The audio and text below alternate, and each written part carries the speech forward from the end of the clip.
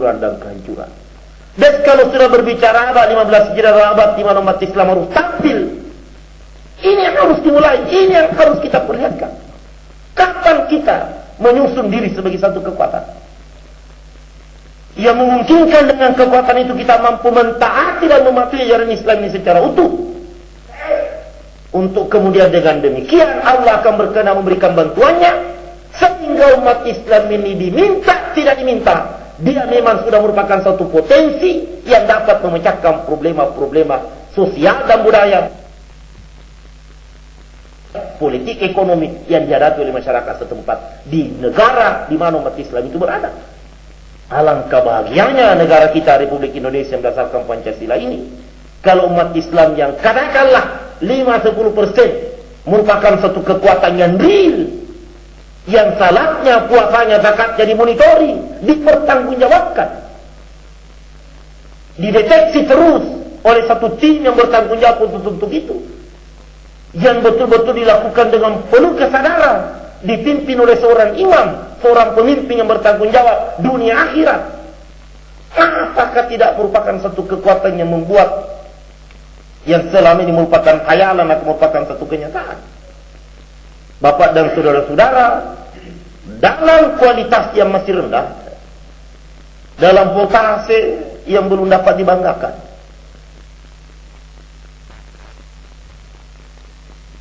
atau katakanlah belum berangka, tapi kita sudah mulai. Sebab kita tidak usah terlalu muluk, tidak usah terlalu serem Bapak dan saudara. Memang si idealnya kafatan linas dan rahmatan lil alamin, bagi syahadat yang memang sudah dapat dipertanggungjawabkan bobotnya, kadar kualitasnya. Tapi dengan penuh kesadaran kita, apa salahnya kita mengatakan cukup areal gunung tembak saja, kita akan coba demonstrasikan Islam di sana, kemampuannya dan kekuatannya yang ditopang oleh syahadat yang mulai mengakar. Dengan areal 100 hektar kita akan demonstrasikan di panggung sejarah kehidupan umat manusia di dunia, bahwa memang dengan Islam akan menjadi satu kekuatan yang insya Allah akan mampu, walaupun dalam kualitas yang rendah, mampu memberikan pemecahan terhadap problema-problema yang bisa dikembangkan sesuai dengan kemampuan kita meningkatkan kualitas syahadat kita. Bagaimanapun kecilnya apa yang kita lakukan di Gunung Tembak sekarang, sudah bisa menjadi satu contoh, sudah bisa disebut mengatasi persoalan perumahan rakyat, ya walaupun jumlahnya tidak sampai ribuan, tapi ini sudah modal dasar. Kita berhasil mengatasi persoalan perumahan yang rapi, yang tertib, yang indah, yang asri, bukan segala cerita dan berteori. Dengan modal dana yang begitu minim, sudah merupakan satu langkah awal yang bisa dikembangkan dan bisa diteruskan. Mengatasi persoalan pengangguran dengan apa yang kita buat itu sudah merupakan satu pemecahan terhadap problema yang masih dihadapi oleh pemerintah sekarang, walaupun dalam kadar yang rendah. Tapi dibandingkan dengan modal dana yang dimiliki, sudah terlalu hebat. Dibandingkan dengan keterbatasan fasilitas, sudah terlalu cukup untuk kita syukuri. Mengatasi kenakalan remaja, alhamdulillah, kita sudah memberikan jawaban, walaupun dalam kualitas yang memang masih rendah. Tapi ini sudah satu modal dasar, pokoknya bisa dikembangkan lebih jauh dan lebih jauh lagi. Kemana kalau bertanyakan bagaimana bentuknya masyarakat Pancasilais yang diinginkan oleh peletak dasar dari negara ini, kita dapat sorong bahwa masyarakat yang ditempah, yang dibina, yang dibikin, yang dibentuk di kampus pesantren di Gunung Tembak yang 100 hektar itu, satu alternatif. Apa tidak begini bentuknya masyarakat Pancasilais sedingkat umat Islam semua datang salat jamaah? Dan bagaimanapun konyolnya kita yang tinggal di kampus sana, dengan setiap hari salat jamaah tidak kurang daripada 100 orang setiap kali salat, apa ini bukan merupakan satu keuntungan yang luar biasa? Di mana kita sudah rasakan bahwa salat itu satu kewajiban, satu panggilan tidak bisa ditawar, sehingga merupakan satu kebudayaan mengakar dan mempengaruhi, membiak, membentuk pertumbuhan proses perwatakan anak kita. Memang belum sempurna Bapak dan saudara-saudara. Sebab kita juga akui dengan segala kekurangan, tapi sudah dapat diharapkan untuk satu ketiga dapat disempurnakan. So kita sudah sementara jalan. So kita sudah mulai, bukan mencoba-coba, tapi yakin. Istri-istri kita bagaimanapun juga ngarutnya situasi sudah dapat kita selamatkan. Mereka sudah tidak terlibat di dalam perlombaan harta. Mereka sudah tidak terlibat di dalam perlombaan benda. Mereka sudah terlibat setidak-tidaknya suasana untuk saling memacu di dalam mendekatkan diri kepada Allah Subhanahu wa taala. Ya tergantung kepada ketebalan dosa yang mereka bawa dari luar. Yang ketebalan dosanya memang luar biasa, ya terseok-seok lah. Tapi yang memang tobatnya memang sudah sampai kepada mengikis ketebalan dosanya, dia segera akan sampai kepada suasana di mana dirasakan janji jaminan Allah Subhanahu wa taala yang dinamakan mutmainnah, dinamakan as-sakinah, yang dinamakan qurrat ayun. Dan insyaallah Bapak dan saudara-saudara, kalau masih ada waktu diberikan oleh Allah Subhanahu wa taala, tidak terlalu jauh target, satu generasi saja. Katakanlah satu generasi itu 25 tahun. Yang mestinya 50 tahun. Kita katakanlah 25 tahun. Kalau kita mendapat kesempatan 25 tahun berkampus, kita akan tawarkan. Apa tidak begini model manusia yang diharapkan oleh negara dan bangsa, oleh pembangunan kita, oleh agama kita, oleh rakyat, oleh masyarakat kita? Apa tidak begini model manusia yang diharapkan? Yang dijamin kejujurannya, yang kerja keras merupakan etos kepribadiannya, di mana tidak terlalu khayali, tidak terlalu digembor-gemborkan keinginan ini. Yang penting selama kita hidup di dunia ini mampu berbuat sesuatu yang menyenangkan orang lain dan diridai oleh Allah Subhanahu wa taala, cukup.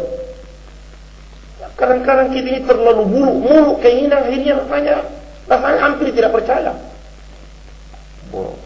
Republik Indonesia, masyarakat adil dan makmur, diridai oleh Allah. Wah, apa tidak terlalu indah ini Bapak dan saudara?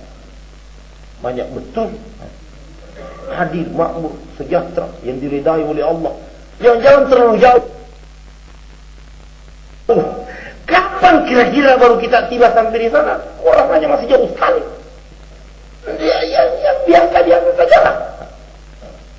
Bikin area 100 hektar. Bagaimana manusia di sana dapat diporsir sedemikian rupa, memanfaatkan kesempatan tenaga yang diberikan kepadanya untuk berbuat sebanyak-banyaknya menyenangkan orang lain dan diridai oleh Allah Subhanahu wa taala. Adapun di dalamnya nanti ada yang miskin, ada yang kaya. Inilah kesempatan untuk kita menyalurkan iman kita.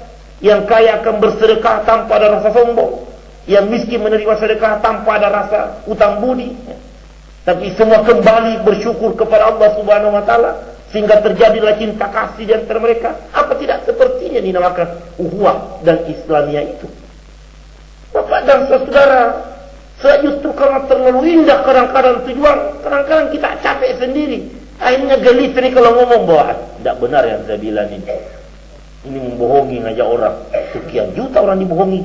Apa ini tidak membawa orang darah tinggi? Jantung mati mendadak. Kalau tiap malam orang bohong Bapak dan saudara, belum lagi keretakan psikologis. Tidak cuma-cuma tuh Rasulullah sallallahu alaihi wasallam mengatakan bahwa orang hanya diperkenankan tidak baku ngomong 3 hari 3 malam. Batasnya orang retak, batasnya orang tidak ngomong karena jengkel, karena dendam, karena marah, itu 3 hari. Cuma karena Nabi ini tidak cukup waktunya untuk memperinci semua yang diterima dari Tuhan. Tidak perlu Nabi, kenapa tidak boleh di 3 hari? Kalau sudah 3 hari, itu sudah gejala untuk darah tinggi, lemah jantung, kanker, ginjal, saraf. Sudah bisa tumbuh serempak itu. Kalau sudah 4 hari tidak aku ngomong, sudah mulai itu mengakar kankernya, tumor ganasnya, ginjalnya, darah tingginya, darah rendahnya.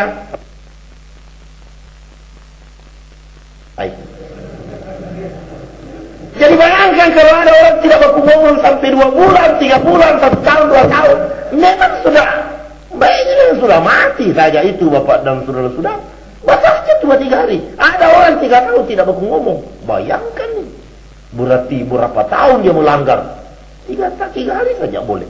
Ini ada orang sampai 3 tahun, ada sampai 30 tahun. Nauzubillah min dzalik. Nah, siapa yang mau urus ini? Siapa? Kalau tidak ada jamaah dan tidak ada imam. Tapi kalau ada jamaah dan imam, ada apa buat? Sudah 4 hari itu Ustaz tidak. Ustaz sudah katakan Ustaz Bapak dan Saudara. Sudah 4 hari itu tidak aku ngomong. Kan ditanya ini. Betul sudah 3 hari. Iya kira-kira.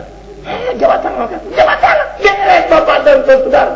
Tapi kalau ketua RT yang panggil kalau tidak dipukul. Bapak juga ini mau dapat. Kenapa tidak diikat oleh kesepakatan Bapak dan saudara-saudara?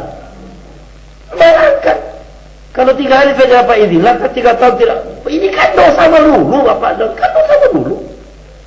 Bukan ringan itu, jangan dikira bahwa basa-basi saja itu 3 hari. Bukan basa-basi. Ngomongnya Nabi itu wahyu Bapak dan saudara-saudara. Wa ma yantiqu anil hawa illa wahyu yuha. Nabi tidak ngomong karena berdasarkan arus nafsunya, bukan berdasarkan interest subjektivitas Rasulullah. Semua merupakan tuntunan wahyu dari Allah Subhanahu wa taala. Jadi kalau mengatakan 3 hari saja, kalau sudah sampai sudah berbahaya itu, sudah berbahaya. Nah, kalau tidak ada imam, tidak ada jamaah, 1 bulan baku lirik setiap Jumat, ya enggak? Bayangkan kalau tiap hari ketemu di jalan. Nah, satu ketika kalau ludahnya bersambung, sudah. Kamu apa? Kamu terserah. Mau apa? Nah, jadi. Datang anaknya tepuk tangan. Jadi, Bapak. Saya di belah kampung. Kayak ayam saja, Bapak dan saudara. Ya, kalau sekali ikut pertandingan tinju profesional, mending. Bisa jadi dapat 100 juta kalau tidak KO. Kalau kayak yang gelar, bikin malu. Nah, inilah enaknya, dan inilah sebenarnya kekuatan Islam. Kita tidak akan terbuang kita punya waktu dengan cuma-cuma. Seorang pimpinan, katakanlah seorang imam, harus mampu mendeteksi bahwa ini kerjanya tidak ada. Beri order cepat, beri kerjaan. Jangan sampai ada waktu hilang percuma, bukan dalam rangka menopang dan menunjang misi ini. Membawa dan membuat Islam ini memiliki dan mencapai apa yang dinamakan langkah maju ke depan. Dengan kualitas yang boleh katakan belum berangka, tapi kita sudah mulai. Bagaimanapun juga apa yang kita sudah ribu dengan tembak sudah dapat dipajang, bisa dipajang Bapak dan Saudara.